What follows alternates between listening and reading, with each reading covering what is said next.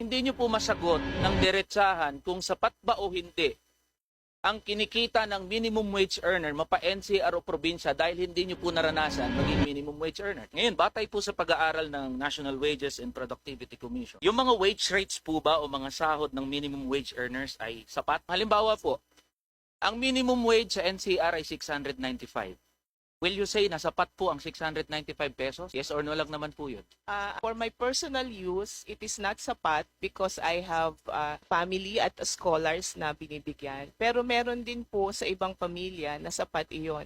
At yung sinasabi ko po kanina na ito ay nakabangga sa ibang criteria sa minimum wage determination. For example, ginagamit po namin as reference are the official statistics of our government, wherein one of the major criteria that we use is to identify the poverty threshold. And for example, in Metro Manila, the poverty threshold is at 517. Para naman po halimbawa sa Calabarzon na kumikita ng 560 pesos, tingin niyo po sapat to? Sa Calabarzon po, ang poverty threshold 508 pesos. Yung sa Region 3 halimbawa, 550 pesos, sapat po ba tingin niyo? Sa Region 3 po, ang atin pong daily equivalent ng poverty threshold for a family of 5 ay 528 po. Sapat po ba o hindi? Sinasabi ko lang po yung poverty threshold. Apo. So ano po ang categorical na sagot niyo po? Ang sagot po dito, kung ito po yung itinakda ng Philippine Statistics Authority, ito po yung tinatawag nila na basic subsistence na kailangan po ng isang pamilya. Opo.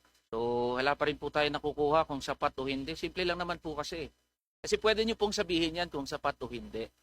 So lagi nyo pong binabato doon sa poverty threshold. Currently po, magkano po ang salary grade po? 29 po. 29. Magkano po ito monthly? Nasa 160. That's po. 160,000. Nasubukan nyo po ba na maging minimum wage earner? Sapagkat Hindi po. ako po ay nag-aral ng mabuti, mahirap lang po kami noon at nagsikap ako Opo. para maging competitive. We recognize that po. Marami rin po na mga nag-aaral na mga minimum wage earners natin. Pero nananatili na minimum wage earner. So hindi naman po natin kine-question yung level ng pinag-aralan natin. Ang tinatanong ko po dito, hindi nyo po masagot ng diretsahan kung sapat ba o hindi ang kinikita ng minimum wage earner mapa NCR o probinsya dahil hindi nyo po naranasan maging minimum wage earner. Tara na, kamanggagawa.